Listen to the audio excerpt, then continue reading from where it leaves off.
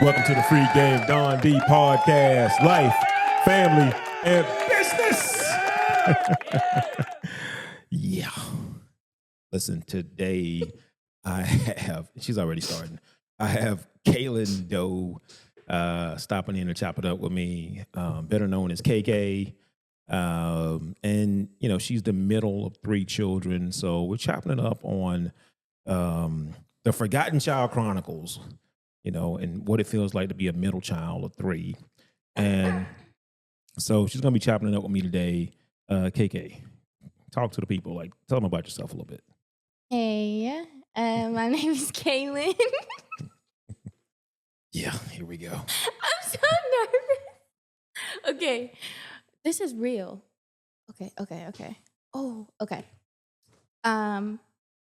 I'm 26. I am my dad's youngest daughter. It ain't but two of y'all. Well, technically, I mean, there's three. I'm just kidding. Oh, snap. I know you're not coming from my son. I'm just kidding. I know you're not doing that. Okay, I'm kidding. What else do you want to know? Yeah, no. So, you know, I know we were talking earlier and we talked about this how it feels being a middle child and sometimes feeling forgotten and everything that goes on in life. Of course, you're not forgotten, but that doesn't stop you from feeling forgotten. And so, you know, I'm the oldest out of a lot of kids. So I can't really relate to how it feels to be a middle child. So what is that like for you? This, you know, I'm sure there's been some, you know, sometimes, because there's one point you were the baby, right? Mm-hmm. And I'm sure that was great. And now you're the middle child. Like, how do you feel? Like, how does that make you feel? Okay, so I mean, I was the younger sister for 13 years until Trey came. And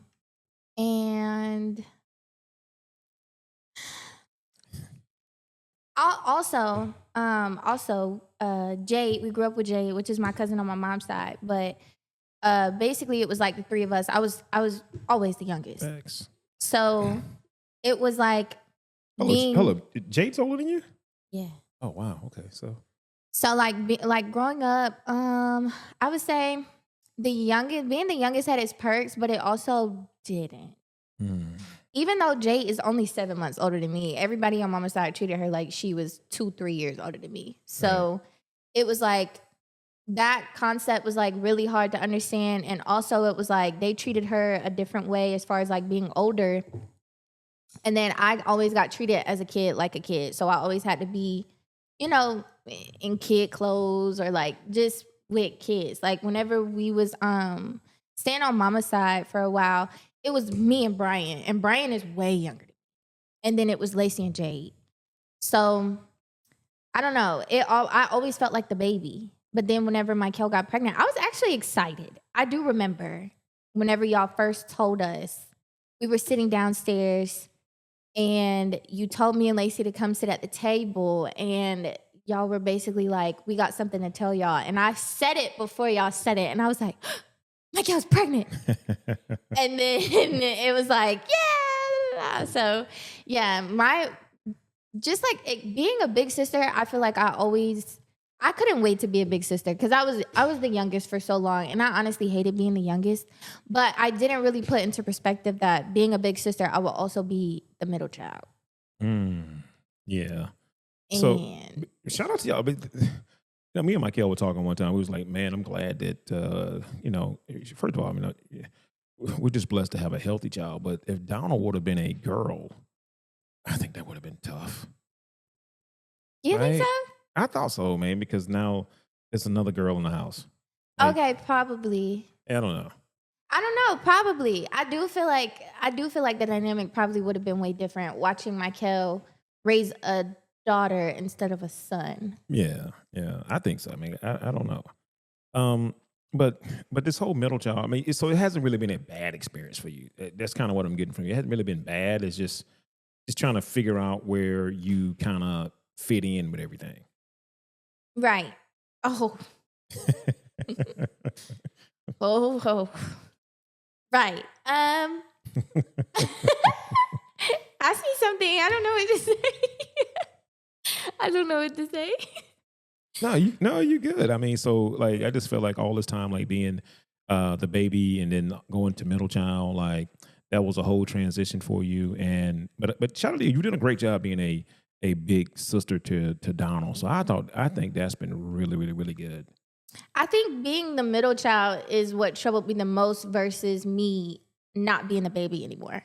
Like, I never looked at it as like I'm going through what I'm going through because Trey was born. It was never that. It was like, I got a little brother, like I'm a big sister, but I was also very rebellious. I was also very like, they say the middle child is the no limit soldier. Oh, fact. And that was very much me. Yeah, for sure. But I will say, I wasn't the only one who gave No, we're just talking about you. y'all trouble. We're just talking about you, though. See, this is the problem with the middle kid. No. You want to bring everybody else down with you. No. But I'm saying, well, Trey's not really down. I feel like that's the best kid y'all got, for real. For now. For sure. But I don't know. I feel like, but even then, okay, so I'll say this too. Even then, my middle school years were probably like my worst years as far as like me trying to navigate going through the divorce, moving, switching schools, being in Columbia County. Also, what's wrong with being in Columbia County? I was in Richmond County my whole life. Oh, okay. Or like whenever we lived in Washington for that. Okay, so going to Columbia County, that was like, what, like Get Out or something? It was like... I'm confused. It was like I had to adapt to a new environment. Like going from Richmond County to Washington, Georgia, you're not really adapting. Like right. it's yeah. What you get is what you get. Like, it's kind of the same thing. It's like Boys in the Hood, the Menace to Society. Yeah, you think? I'm just saying. Let me stop agreeing with you. And then we go to Columbia County, and it was like, I mean, you know me though. Whenever you got me from Richmond County, I was. Yeah. Yeah. You was like a little hood baby. I don't know what was going on with you, man.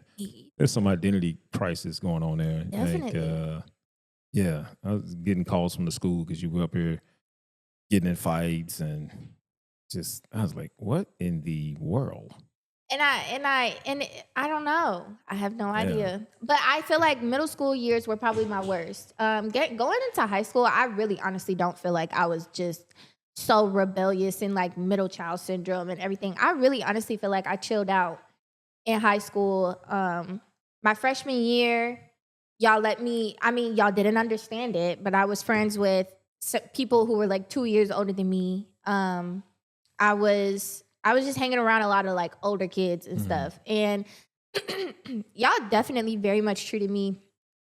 I will say y'all treated me like kind of, I was older or whatever, but also not really. Not really. They used to have a lock on my phone that would turn my phone off at 9:00. Yeah, facts. Literally.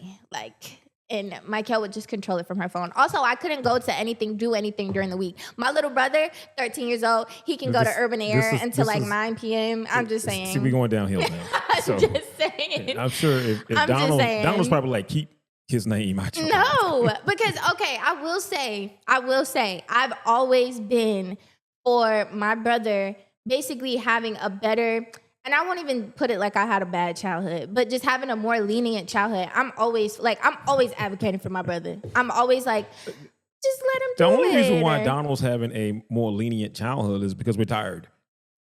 It's because they're older, for sure. You wore us down. You and your friend, Lacey.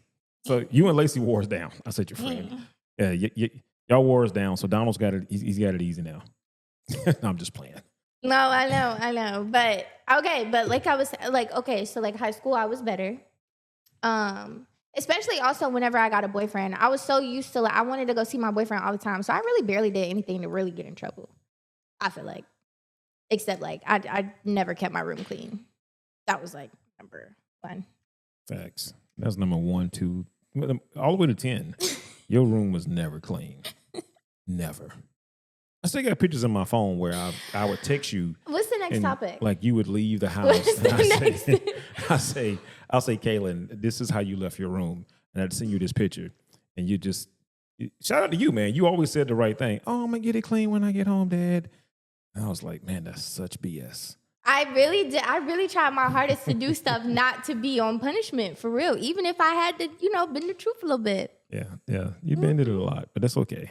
But no, so let's talk about our dynamic just a little bit. So, you're not my biological child, and so I remember,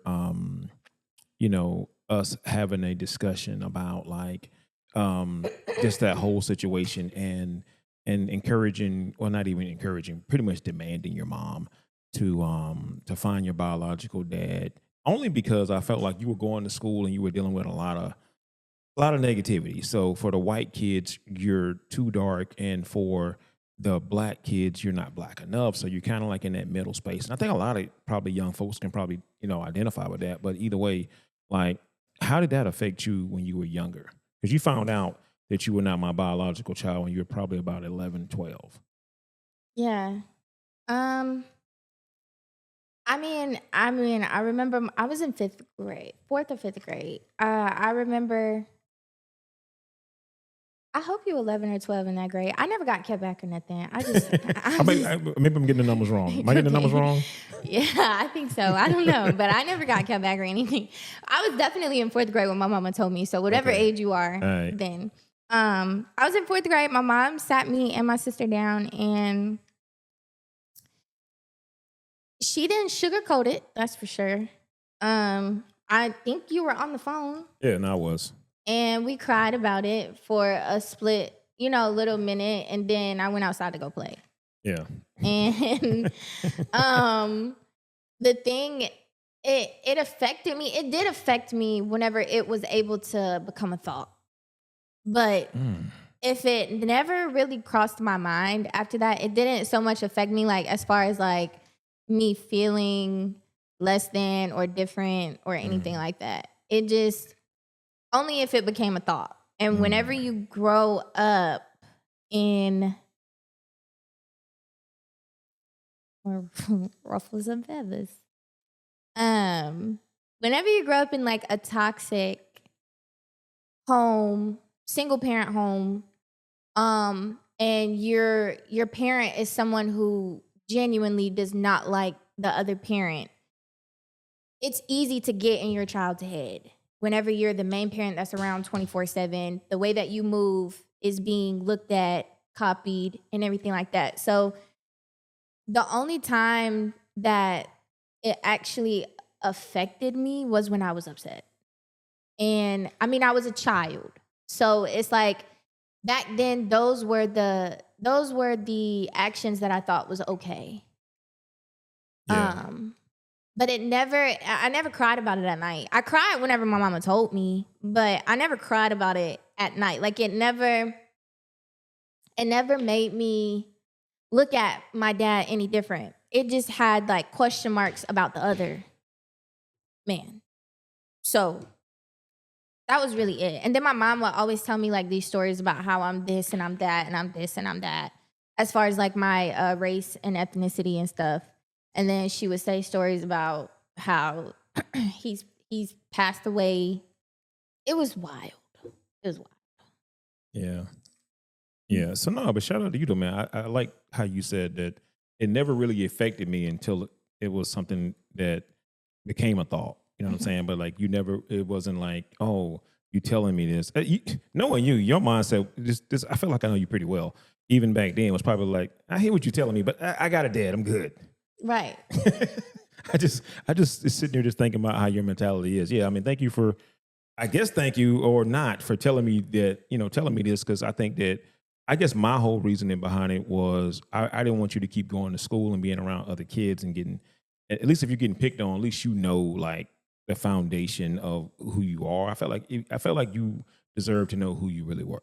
But that really it still didn't help much, because now I just know that you're not biologically my dad. We never even knew what I really was, like what half of me actually was. We never knew the man or anything. I didn't meet him till I was 18.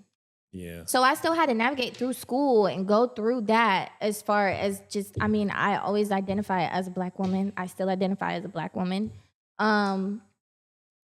Knowing that I am biracial, because my biological dad is white.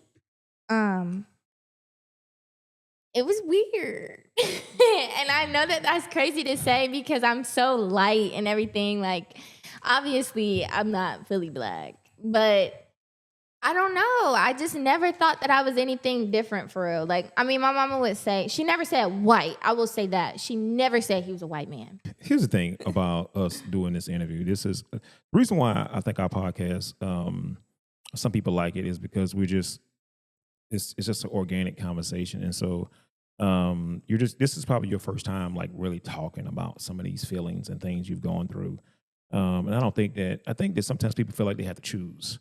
Like, and I think that's the whole thing about being a biracial, child, is that you may feel like, oh, I have to choose black over white or white over black. And that's just not really the case. You saying that I identify as a black person makes total sense because you were raised up in a household that was black, right? Your cousins and everybody that was around you was black. So, of course, that's what you identify with, right? Just like if you were a white child being brought up in a totally, black environment, you're probably going to identify with that environment. So I don't think that's anything for you to feel bad about. And I do love the fact that you brought up something that was actually pretty powerful, like telling you that when you were in fourth grade, so it's probably more like 10, that you were not my biological child didn't do a lot for you.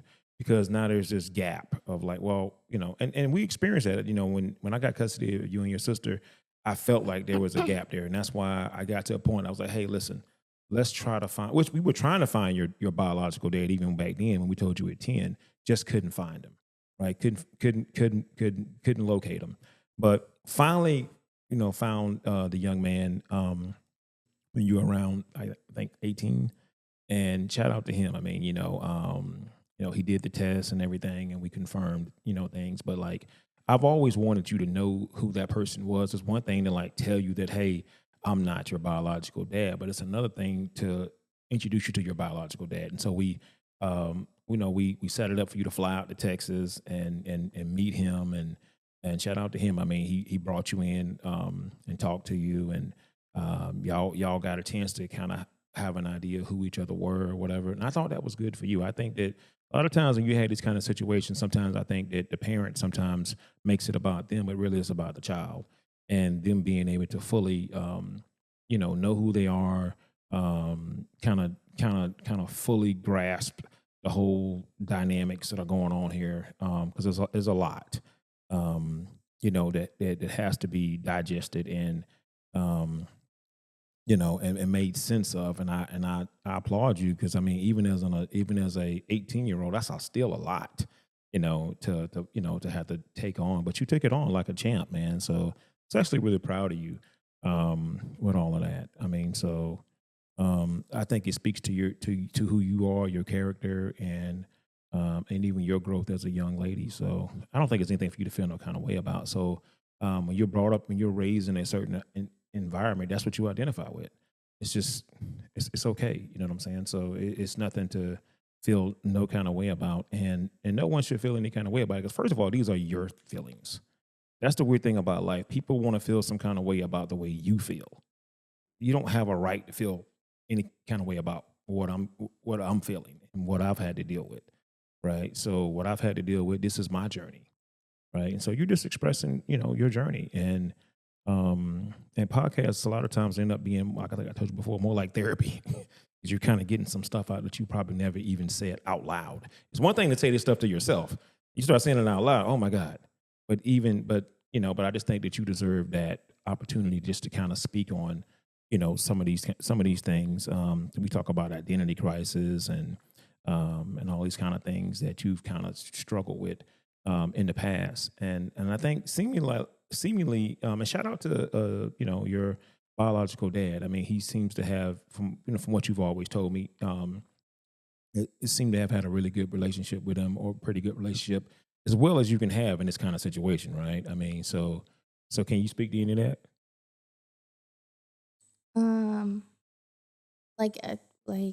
Okay, what?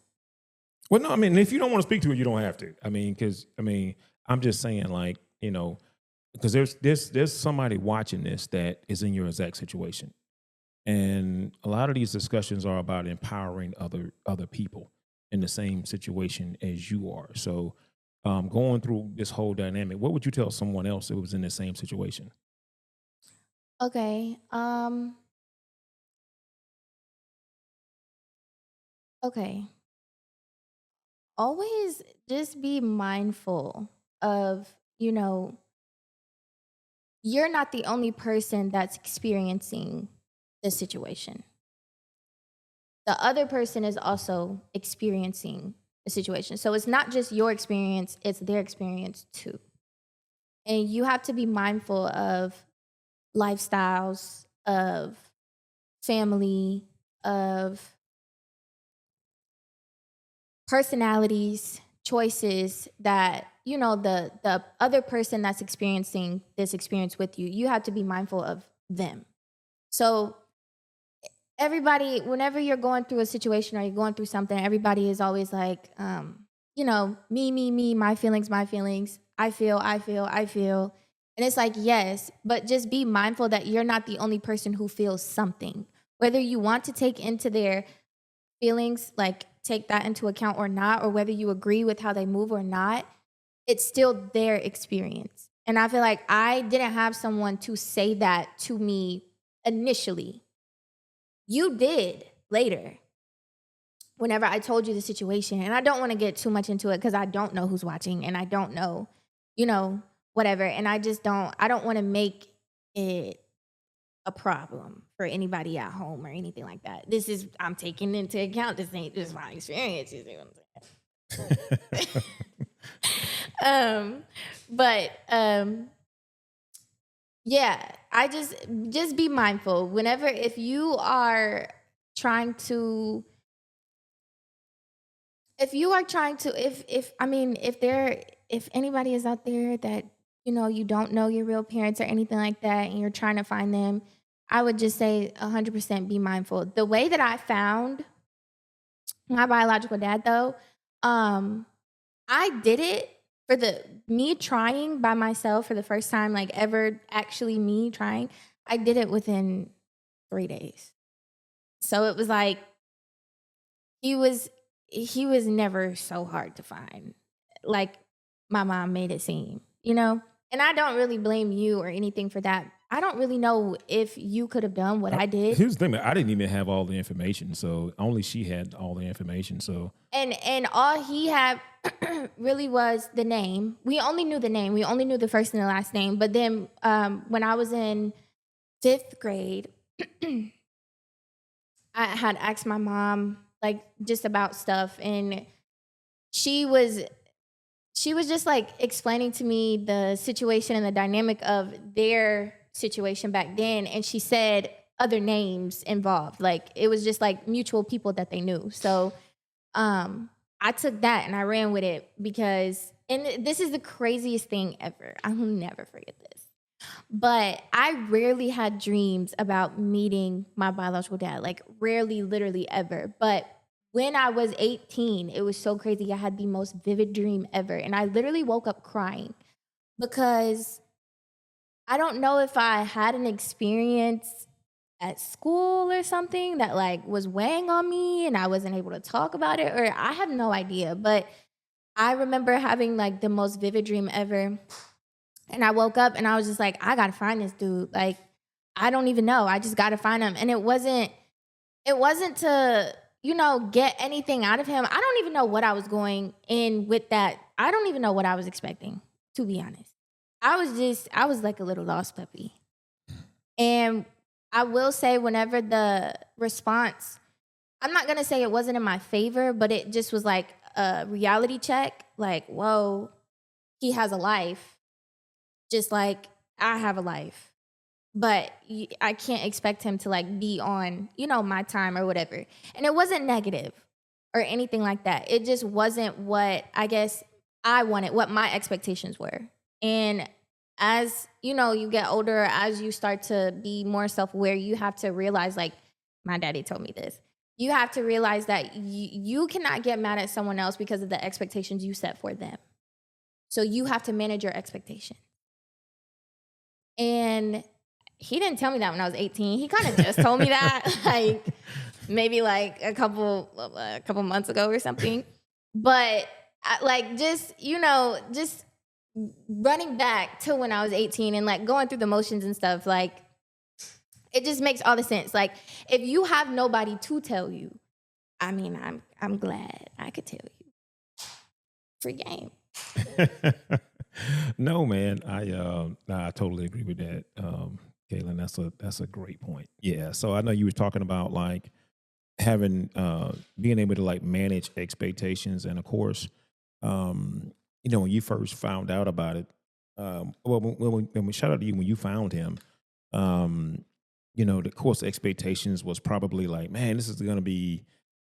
I don't know what I don't know, we talked about it, but it's been so long ago. I can't remember when you shared with us how what you expected versus what actually happened. But like, well, let me ask you this: if you're okay talking about this, Kaylin, like, what did you expect?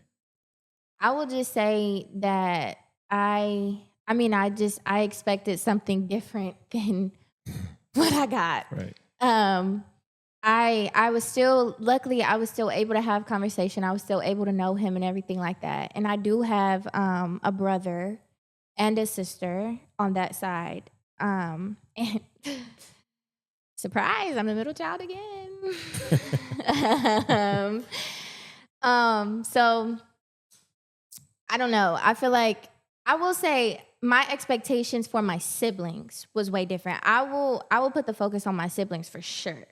Because at that point, I'm going to be honest, whenever I did find that out, I was more excited about them. I can't lie.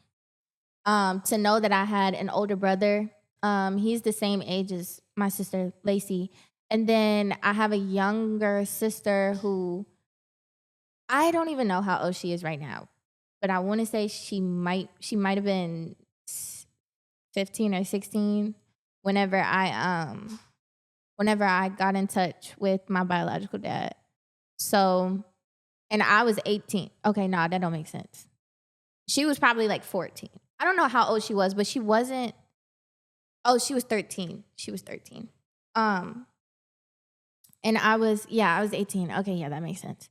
But I will say that I expected that to go way different. I thought it was gonna be like, like stuff on TV, like a TV, like a TV response. I really thought it was gonna be like a fairy tale TV response, and that was my biggest downfall. I was always living in a fairy tale. And it wasn't just with that situation. It was literally with everything. It was literally with everything. Like I had some pretty bad wake up calls, but it hurt me at first because I didn't understand. And I was still trying to navigate through understanding that. And with me, I feel like younger me, I always ran from my feelings and my problems. My dad always told me that. He was just like, you run from your problems. Like he never put it in perspective for me to understand what he meant by it. But as I got older, I was able to put it in perspective. Like I never felt my feelings ever. I never sat in it. And so it was like with that experience, I did have a boyfriend at the time, and my boyfriend was pretty great. He was pretty cool. So it kept my mind off of it. And his family also treated me literally like family. Like it was like I wasn't lacking anything. You're talking about your boyfriend's family. Yeah. I wasn't lacking anything. So the initial response did hurt my feelings, but it was like, I don't know. I wasn't. So let me ask you this then. So maybe this can help you articulate it, because this we can kind of set the set the table here for the anyone listening to this. So you flew out to Texas. We live in Georgia. You flew out to Texas to meet your biological dad. It didn't meet the expectation that you had in your head, which was a fairy tale TV. Of course, I mean, you were 18. I mean, that's of course what you were thinking. But then you came back, and it wasn't like but imagine kids that probably come back from that situation and they don't have what you had, and they may feel like, man, they feel a void. And it seemed like, and I'm just outside looking in. I say outside looking in because I don't, what I'm saying, like these were your feelings, but I looked at you. You just kind of kept going with life and smiling and just being your normal self. And so, so do you think that maybe that allowed you to kind of like navigate the whole situation, even your expectations not being met, a little bit better because of the situation that you were in? I think so, honestly. I mean, I don't know what my feelings would have been if I would have actually stopped to feel what I had going on. I So, have no idea. so maybe it wasn't just like your situation that you were in. Maybe it was also the fact that you didn't, because you said something I think was very powerful. You said, I've never felt my feelings. And I think a lot of folks can relate to that. Like they don't even, because if I had to feel my feelings, I'm gonna have to acknowledge this, and it's gonna probably hurt or whatever the case may be, right? So I just like that. I mean, you say I never felt my feelings, so speak to that. Feeling my feelings? Yeah, Um, with that situation or in general? yeah. With that Oh, with situation, that situation. I mean, I never let it hurt me enough to where I actually felt that hurt. And honestly, I still don't think I have. I think I kind of just got over it as I got older. Because I mean, I was 18. So I will say, I will say this. We were in the car, me and him, not my dad, but me and my biological dad. We're in the car. Nobody really knew I was coming up there. Is it up there? down. Down That's there? okay. Okay. Nobody knew I was coming there except my granddad and my biological dad. Mhm. And whenever they did start to find out, it was because a picture was posted of me on my granddad's page or my granddad's girlfriend's page. And then that's when all the comments started kind of coming in like, who's that girl? Who's that girl? Like, who's that random girl? And everything like that. So then that's kind of when the rest of his family, I guess, started to figure it out and like know or whatever. And his sister was on the phone and she was connected to the car and she was like, well, how old is she? And he was like, I mean, she's 18. And she was like, oh, well, that's good. That means that she doesn't need you for anything. Like, she's not wanting for really anything. Like, she's 18. And then after that, it was just kind of like, okay, like, what am I living in to where I thought this is going to go completely different? Like, I thought everybody was going to be like, oh my gosh, I'm ready to meet her. I can't wait to meet her. Da, da, da, da. So it was like, going through that, it was like, that hurt my feelings and everything like that. But I think the way that I got through it was just jumping to something else, going to something else, focusing on something else. And it was like, I mean, I was running from it. I never sat in it, like I said. Like, so it was like, I never got to actually sit down and grasp the fact that I may never have an actual real relationship with him or my brother or my sister. I may never ever get to meet my brother or my sister. I still never met them. He's the only person that I met, and I met my granddad and my granddad's girlfriend. And I mean, they went on about their lives. My biological dad was still he would still send me pictures on holidays and stuff. They would have these big Thanksgiving dinners and everything is just like so family oriented. And I knew he wasn't doing that to be negative or anything. I think he was just kind of showing me the family. Like, this is Right. your family. As far as his side. And everything like that. And that would kind of, I feel like I don't know, it just didn't hurt back then because like I said, I had a boyfriend and I was a part of their family. Our family didn't really do, well, no, we did the whole Thanksgiving thing and all that. My stepmom's family comes down for Thanksgiving or we've gone to Atlanta before. Like, it's just never been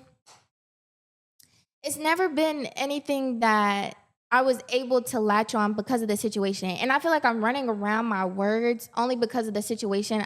I can't really be so free and speak on it. So it kind of sounds repetitive and it kind of sounds like I'm jumping around, but I'm telling you, like, I am jumping around. Yeah. No, shout out to you because I think that there's a duty that you have to protect other people, and I don't think that that's I think that's important. I mean, I think you even talked about it, like, there's when you go through, and I think people can learn from that because you said when you go through something in life, someone else is going. It's still another side of that, and people they don't acknowledge that. They feel like, well, I'm in this space where I'm going through this. I'm just gonna just unleash. I don't care who it affects, right? And then, truthfully speaking, looking back on that situation, I mean, I'm sure that his family may have even thought, okay, that's how the situation is going to go. She's going to expect something out of you, whatever. So even you saying that it didn't, hearing, I guess one of his family members on the phone say, well, she's 18, that's good. I mean, I'm gonna be honest. If one of my brothers was to call me in that same situation, I'd be like, oh, that's good, man. She's grown. Right. And that's probably now, but going through it with you, I wouldn't say that now. Yeah. Now, you know what I'm saying? But at that time, I probably would have said something similar to that. Just looking at, especially depending on how they bring it to me. Because maybe they bring it to me like I found out about this, because at the end of the day, I don't know you. Mm-hmm. You're my child. I did the DNA test, whatever. I get all of that, but I still don't know you. You know what I'm saying? So, so all we can do is, I guess, look at the fact that, okay, well, at least she's grown. So so I kind of get that aspect of it, man. But shout out to you, man. Just always trying to, we want to help other people and be honest about it, but at the same time, just respect other people's, feelings and emotions and things of this nature. But I do want to ask you this, man, because going through that situation, I think that a lot of times, parents can sometimes. Did I ever make you, or I'm just gonna say, did your parents in general, your mom or your dad, ever make you feel bad about wanting to have a relationship with your biological dad? No, but I don't know. Okay, I will run around my words with certain things for certain people in certain situations. But then I'm gonna also keep it real with certain people in certain situations. Um, the only time mom ever made me feel bad for that is if y'all didn't have no beef. Yeah, I'm gonna be honest. Like, no, she only made me feel bad is if y'all did have beef. So, like, if y'all argued or y'all were at odds about something or she didn't agree with something, then it was just like, he not your daddy anyway. Right. And then there would be moments where she would reel it back in and be like, he is your father. That's the only dad that you know. That's this, that's that. And it's like, that is hard to that's just hard to grasp as someone who was very weak-minded. I was very weak-minded. I'm still growing into myself. I'm becoming self-aware. I'm starting to know who I am and how my brain works and how I, respond and everything like that. But back then, I was a follower. I was very weak-minded. I always thought that the wrong answer was the right answer. And sometimes it's not even about right or wrong. It's just about being able to express yourself in a way that people understand you. And I was not that type. So it was like when... Let me say something real quick before you keep going here, because I want someone listening to this to understand you don't beat yourself up for following your mom or your dad. So at your age during that time, I mean, like you talk about how you were a follower, but I mean, that's your mama. Or if you're a young man, that's your father or whoever. Okay, yes, but I don't mean it in the aspect of my parent. Like, take away that she is my mom. I feel like because I was the way that I was, anybody could say that, and I'll be like, yeah, you're right. Just in general, you were. Yeah, in general, okay, gotcha. It wasn't really a shot to mama or nothing like that. Yeah, I got you. Yeah, but it was just me realizing that I needed to be more self-aware back then. But that was the only time. Whenever I would get mad, is the only time that. You ain't my daddy, no way. Yeah, I'm gonna be honest. It was like it really was, and that was just. I mean, obviously now it's like, I don't feel that way. I never really felt that way. It was just, I didn't know how to control my anger. I didn't know how to get a grasp on, okay, what is the actual problem? This is not the problem. We already know that this is whatever it is, but now you're trying to deflect and make this the problem. This is not the problem. Yeah, but even with that, I mean, like if young people listen to this, even that's somewhat of a learned behavior, right? Yeah. Saying attacking something that's not even really the real problem, Right. So but shout out to you, man. I mean, I was focusing on just like, these young people who find themselves basically imitating things that they saw, but you're saying, well, no, it was bigger than that. I mean, and you're right. I didn't want to say that, but since you said it, yeah, I mean, you were always kind of like someone that was easily influenced Mm-hmm. by others, and I would always, Mm-hmm. fuss at you about that, having your own mind and things of this nature. But that just wasn't you. You were unable to, to grasp that concept, and maybe I didn't do a good enough job of, articulating it in a way that you could grasp it. I mean, I'm not sure, but either way, shout out to you for growth.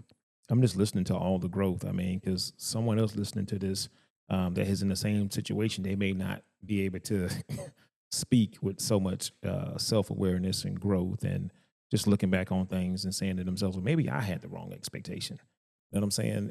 I'm expecting something out of someone, and they're going through an experience too. Mm-hmm. It's not just my experience. I mean, I think that's pretty dope, man. So, and I would say this as a parent that went through that, because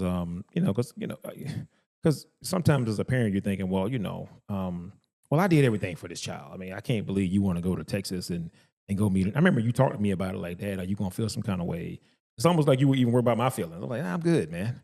Like, But you and okay, but going back to that, like I said, one side was one way, but like talking about you now, you never really expressed your feelings to me to make me feel comfortable either. You didn't make me feel bad, but you never really made me feel like at peace with the situation either. And it wasn't because of anything you said, it was because of everything you didn't say. I received that because I think honestly, looking back on that time, I was trying to process everything. First of all, I was like, "You going to Texas? What if something happened to you? What if the people kill you?" I mean, I know that's extreme. I know. Right. I mean, looking back on it now, but at the time, I didn't know these people. So I'm thinking, as the man that raised you, like, I don't know about this, but I felt like it was your journey to go on. I don't have a right to, say I don't think this is safe because I didn't. Looking back, if I can be honest now, I didn't think it was safe, but I thought it was necessary Mm-hmm. for you and your peace and everything that saying need to know about who you are and your makeup and everything. But yeah, um I didn't know how to feel about it. So it's funny how you go through these things in life and you look back on them and you realize I didn't know how to feel about that, other than the fact that I felt like it was something owed to you. So instead of me interjecting how I felt, I said I'm just going to be supportive and probably not say too much because I'm not really sure how I feel about this, right? I just Mm-hmm. know that I need to support it, Mm-hmm. right? You know what I'm saying? That's the only thing I knew at that time is that I need to support this. I mean, it was your experience too. Whether Ain't that you, something? Wow. yeah. I'm just not realizing that was my experience too. Like, so you got the man that raised you, you got your mom, you have your biological dad, and then you even got your stepmom. Like this, because we talked about it. You said, we talked about something else we'll get into here in a second, but like everyone's going through this experience together. And I think that that's important to remember. And I guess for me, I just chose to kind of like be selfless and whatever, because I think that I didn't have the right to express how I felt because I felt like you didn't even know how you felt. Mm-hmm. So how dare me impose because what happens when you're young is that your parents impose their feelings onto you. Mm-hmm. And when you don't have your feelings fully developed, you adopt theirs. Mm-hmm. And I didn't want you to adopt how I was feeling because I didn't know if how I was feeling was the right way to feel. You know what I'm saying? So I didn't want you to adopt that. So I kept my mouth closed. You know what I'm saying? That may have been the wrong thing. But I just felt like at that time, because I'm still unsure about how I feel about this, and I don't want her to take that and adopt that as her feelings. Let me just let her kind of navigate these waters herself, and we can talk about this. You know what I'm saying? And we're kind of doing it now to some degree. So, man, that's crazy. Why are you laughing? No, I mean I think that's pretty dope, right? Yeah, like just talking about this stuff, man. Like, because you're sitting there saying, which I never knew that was your experience. Like, I don't even know. Yeah. My dad didn't stop me, but it's like he wasn't against it, but I don't know if he was for it. He just Mm-hmm. kind of let it be. Mm-hmm. You know what I'm saying? And I think sometimes as a parent or as individuals, sometimes some things we have to let be because we're just not sure. Because if I go off of my emotions at the time, it'd have been like, you are not finna be going to Texas. That doesn't make any sense. You don't know this guy. I'm just being raw now. So if they're watching this, this is just Don being Don. This is free game for real. Like, what in the hell? Why in the you don't know this guy? I mean, that's how I was thinking at the time. I mean, you know what I'm saying? So but you didn't deserve that energy. Right? You know what I'm saying? You deserve to go out here and see for yourself whatever the situation was, right? And I just thought it was important for me to allow you to have that experience, whatever it is. And I just had to pray that you'd be safe and everything work out okay. I mean, I definitely want to say, if there is like anyone who's watching that is in a situation kind of like ours or similar to ours, and you're the parent in the situation who is raising someone who is not biologically their child, you do have the right to have feelings. And you do have the right to understand that that is also your experience. Whether you are getting on the plane or getting in the car or whatever the situation is, or not, it's still that you are okay. Like, you are entitled to feel however you feel. But it's just about navigating through and also understanding that you are experiencing this, your child is experiencing this, the other adult is experiencing this, and any other party involved. In our case, my stepmom, which, she was very supportive through the whole experience. Like, she was open to communicating. She would talk to me. She would want to know my feelings and things like that. But I think also she kind of looked at the situation as like, this is just Kaylin's experience, when she's been in my life since I was in 4th grade. So it was very much her experience too. But I think both of them lost sight of that also being an experience for both of them, along with me. So not just me. But it's just all about, it's okay if you feel hurt, if you feel upset, if you feel happy, if you feel curious, if you feel any feelings that you feel, it is 100% okay. It's just knowing how to express that in a way that you are being self-aware and you're also being open to any response that you receive about, basically just expressing how you feel. Your child may not agree with you. Whether you express that, okay, that kind of does hurt my feelings, your child may look at it as, okay, well, this is my experience, and you have to remember that too. So you have to remember all possible responses as well. Because my dad could have came to me and said, I'm experiencing this, and I don't really know how I feel. And I could have been so in my fairy tale world, and it's all about me. Why do you even feel like you have a right to have an experience? Yeah, like what? But no, you very much have a right. But also just be mindful of it's everybody's experience. So the response may not always be what we expect. And that's really what I say about.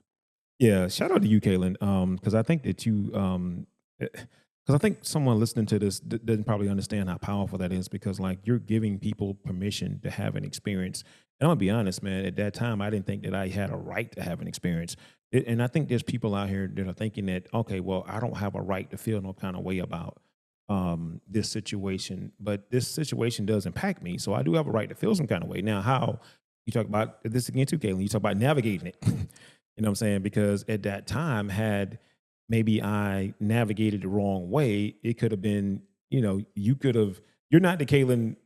Back then, Kaylin is not today's Kaylin. Today's Kaylin is not back then Kaylin, right? So it could have been like, that could have went the wrong way, right? So, but I think that it's important, based on what you said, that, to understand that everyone has a right to feel some kind of way about whatever the situation is, because we're all impacted by it. So shout out to you, man. I think that was really, really strong. Let me ask you this, because I've never asked you this before, ever. But even you're 26. You find out about your biological father at 18, but you call him by his first name, and you call me dad. And you've consistently done that even after that, even though, you and him do have a good relationship. So, so what is that like? Like, And of course, there's no kind of disrespect or anything, but like, what is that, like the biological thinking behind that or the thought process? Um, I feel like whenever I'm talking about him, it's kind of just second nature to say his name.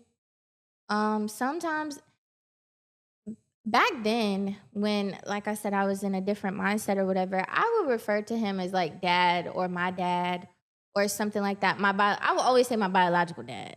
Um, Back then, whenever I was referring to him like to other people, but then I would also call him by his name. Like it was just always, it was dependent on my mood.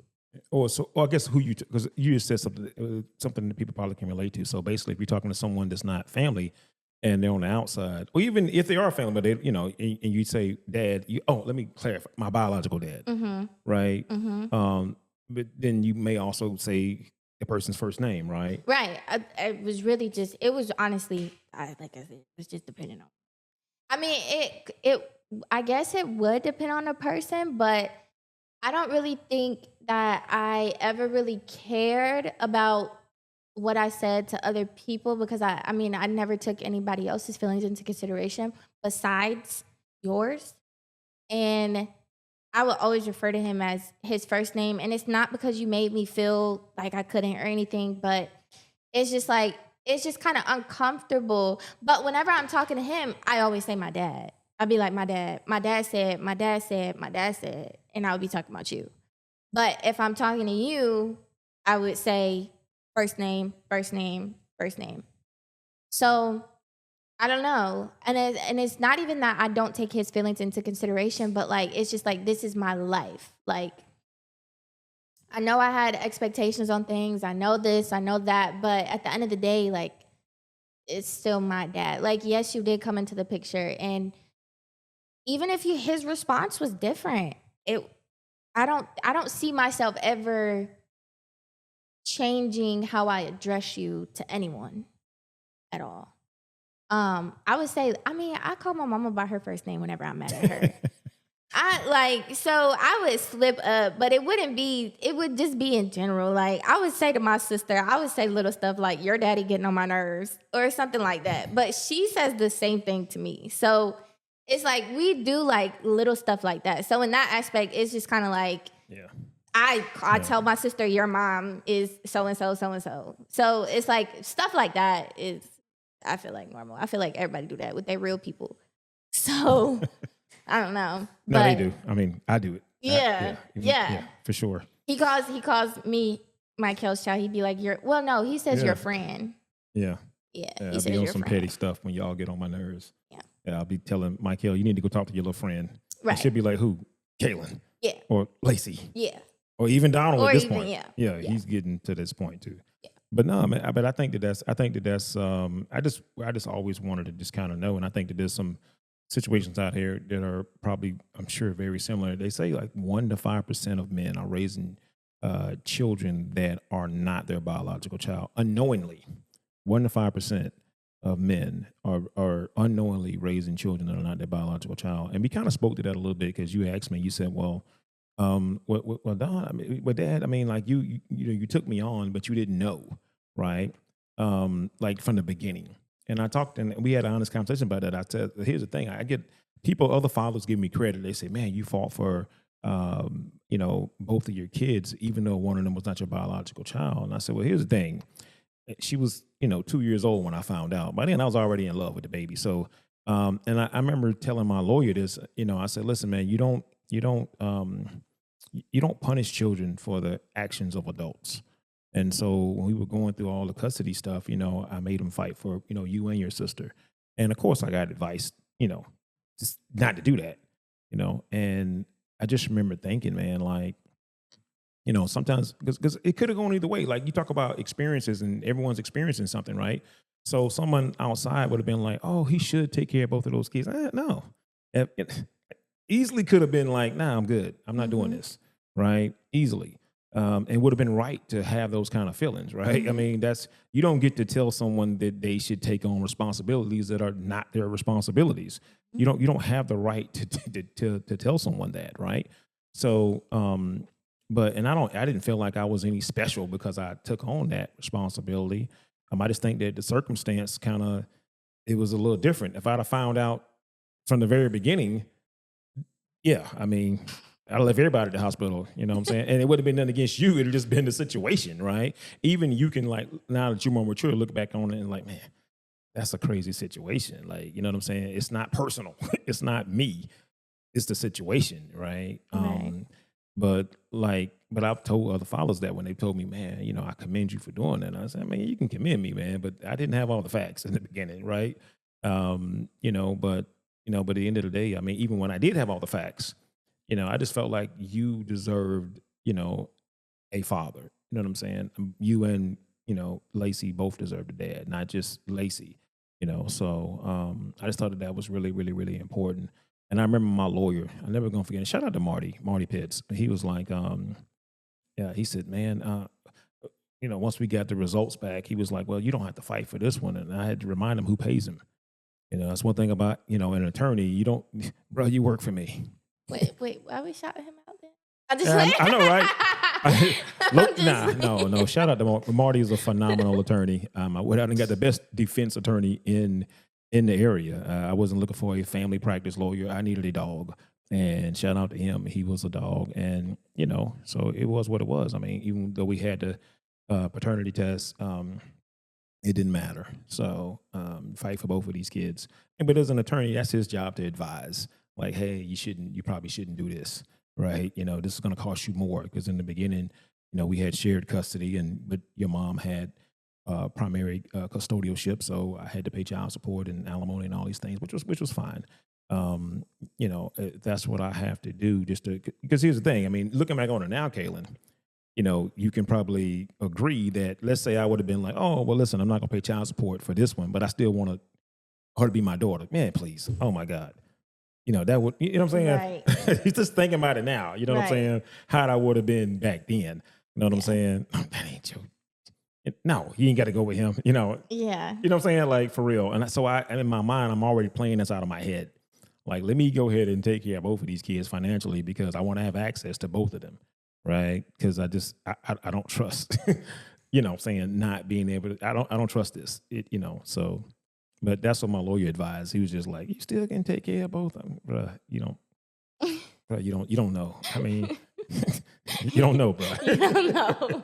I appreciate you, man. You know, just do what I tell you to do, man. Okay, I know this person, you know, and it's nothing, and they're not bad people or anything. I'm just saying, I know this person. I know where this is going to go. You know, so shout out to shout out to you, man. I just think you've been resilient throughout this whole situation and kind of owning how you feel. And there's someone in the similar situation as a young person.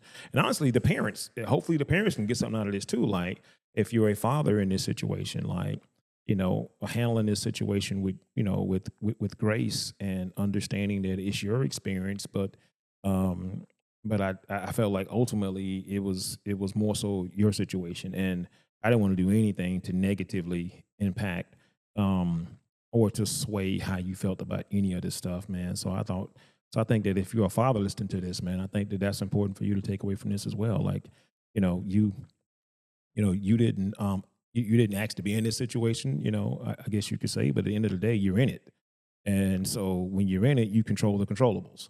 And I felt like the one thing I could control is making sure that you had your experience without any interference from me emotionally, right? And so shout out to you, man, for going through your experience and you know, and getting through it. I mean, it's life. I mean, we all go through stuff, man. But I felt like you got through that. You know what I'm saying? And you're still navigating it because it's not like it ever ends. I mean, like this is your biological family, so it's not like you're still not navigating it on some level.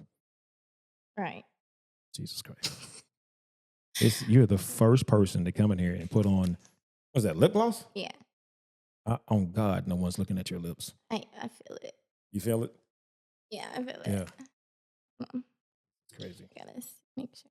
What in the, what? Okay. What? Hold on. Oh, this is what I'm talking about.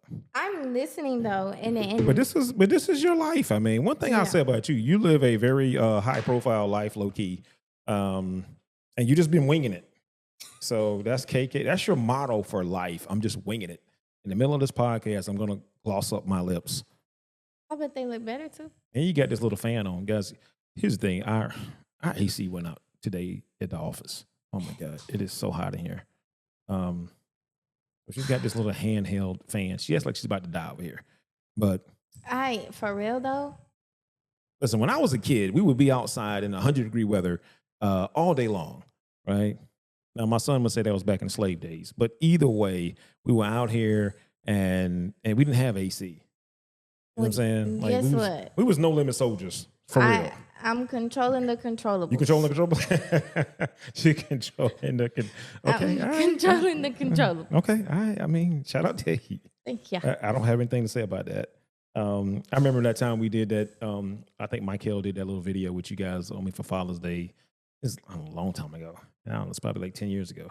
And you talked about excuses, and you was like, my dad always says excuses are for losers. I still give excuses. I just know not to give them to him. So you're always with these snappy comebacks. Control the controllables, whatever. But no, man. I think this discussion has been really cool because I think that there's parents and children that can get something from this. But let me ask you this: like I know you say you identify as a Black woman. Do you feel any pressure to identify? Is anything not that anyone putting pressure on you, but do you just feel internal pressure to identify? Because people generally say like, oh, whatever the father is, that's what you should identify as.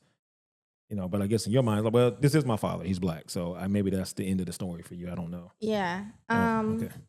Yeah. I don't know. I will say, I have had the conversation with my biological dad, and he has expressed that he wants me to. Oh, sorry. He has expressed that he wants me to not identify with both sides, but like acknowledge both sides. I say that.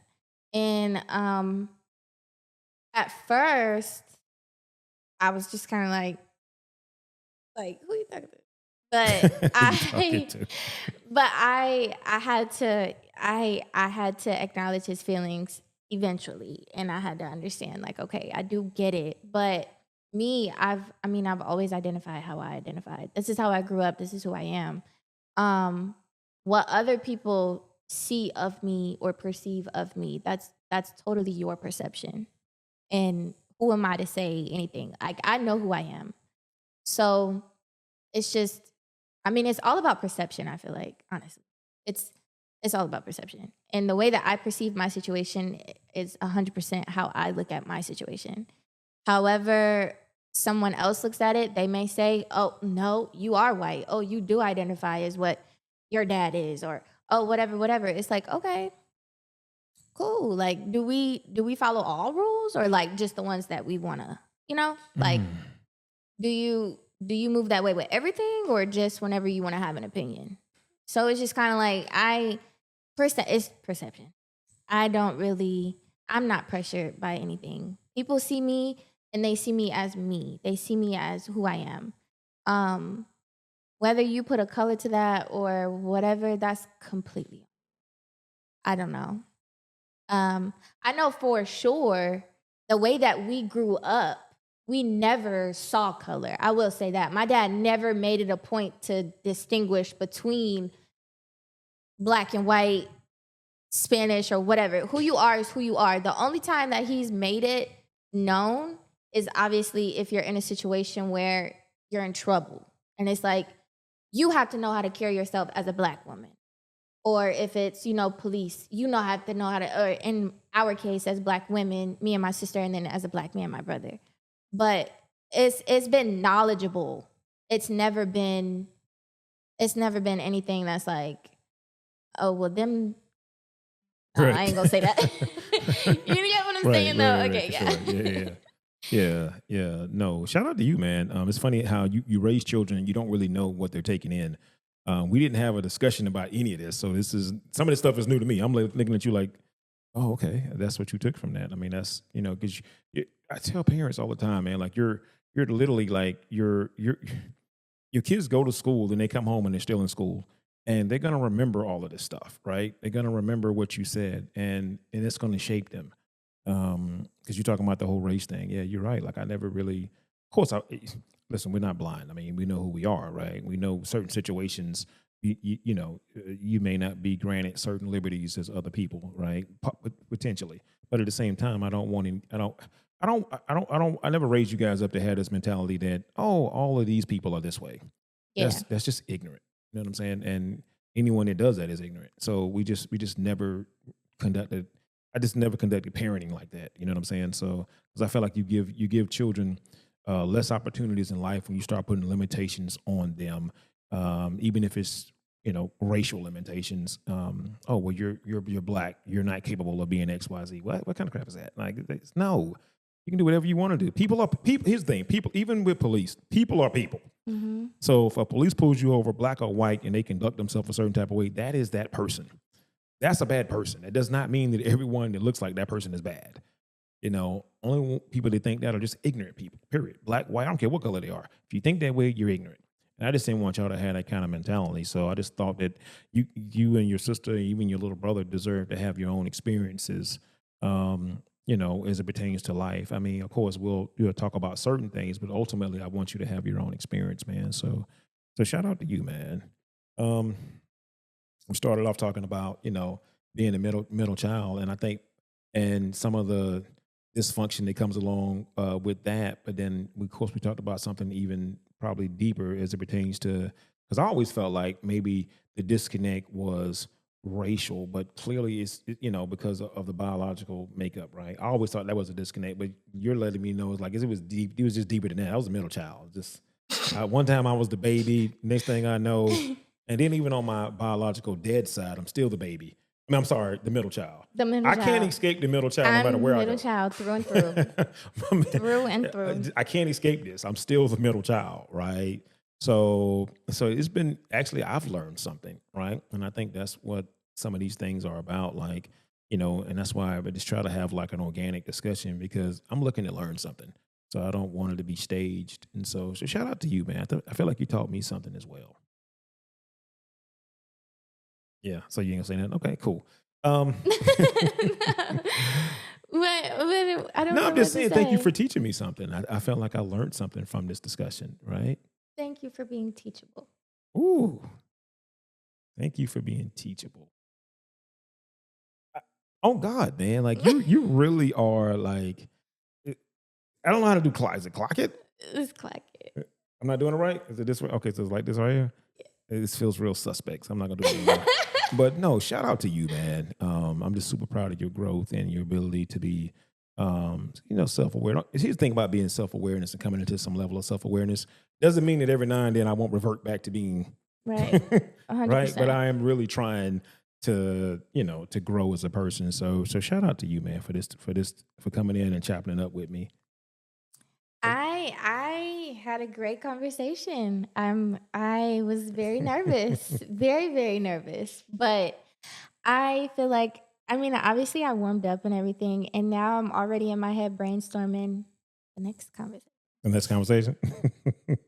So let me ask you this, man. What would you what would you like to say to someone, just middle child in a biological situation where they're not being raised by the biological dad or whatever? Like, what would you want to say in parting words to end the show?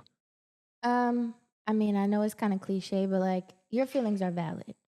I'm sure everybody knows that, but also it's like you are not the only one who's going through middle child syndrome and things like that. So don't ever feel like your back is completely against the wall, because it's not. There's always someone in your shoes, if not better, if not worse. And there's always someone that you can talk to, or, it's definitely, don't be shy or scared to pray either. I would definitely not be who I am without prayer, without sitting down and acknowledging the root of my problem, which was, just middle child. At that, being a middle child, you do develop some kind of like victim sense. Like you're too old to act a certain way, but you're too young to do certain stuff. You know, so it's like, you get like, it's like, okay, I'm the victim here because my sister got it figured out. My brother obviously got it figured out. Like, it's me. I'm the victim. I'm not the problem. I'm the victim. And it's like, it's normal to feel that way. Like, it is okay to feel that way 100%, but it's just about being able to express that this is how you feel so you can move forward in shifting your perspective on the situation. Like, I'm not by a long shot where I want to be in life as far as, you know, career-wise, job-wise, or anything like that. But I can 100% say that I am definitely way different than I used to be as far as being a victim in even situations that I created. Now, obviously, like, there are going to be some situations where it isn't, you know, your fault or whatever the case is. So don't be so hard on yourself. Give yourself grace. And I don't know, just even if you feel like you don't have parents that understand or that can communicate, because like my dad is the oldest child, and then my stepmom is not technically the only child, but she was raised as an only child. So it's, you know, like, even if you feel like you don't have parents that understand, thankfully my parents are teachable now. I would say now. I just go ahead and cut it here. But always just try to be able to talk to them without having the victim mindset. Just, even your feelings are valid, but you just have to take control of what you can control. You can control how you come off. You can control how you speak. You can control what you choose to say. You can't control anybody else's feelings after that. But if you got an idea that what you say is gonna, you know, kind of get this response, just, you know, try not to, you know, I don't know. But it's like, as a middle child, you definitely, I mean, your arms are getting pulled both ways. And it's definitely not easy. I know people joke around being the middle child and everything like that, but it definitely affects you. And that's not something that's, you know, that's not something to be ashamed of or anything like that. But I would say just talk. Just talk. Try to understand who you are as a person. Self-awareness is key. Self-awareness is key. Yeah. Yeah, let me say this real quick. I know that we're about to wrap up here. But I've also felt as though that when you're a child, you don't understand, because I didn't when I was a child, that I was watching my parents grow up too. Mm-hmm. Like, they're growing too. Like, the dad that I am, with you being 26, is not the father that I was when you was a little kid, right? Or even when you was 18, right? So, you know, I think that, you know, we all have to give each other grace, you know, when it comes to the whole parenting. Like, parents give your children grace. And children have to give parents grace, because parents are, if they're smart, they're evolving and growing as parents, right? Because there's certain things that I saw my parents do that I had to, okay, well, that's probably not right, right? I probably shouldn't handle punishment like that, or I shouldn't probably do this or do that. You know what I'm saying? There's some things I can take away and just make better.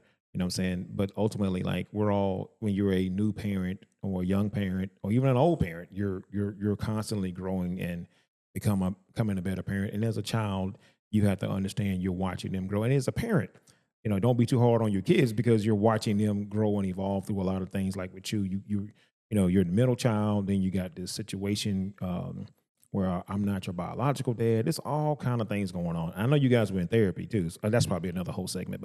And I put you guys in therapy to kind of talk about some of this stuff. And I like to think that might have helped some. I don't know. I feel like it did, but we can talk about that on another session. But listen, this is going to conclude the episode of Free Game Dundee, Life, Family, and Business.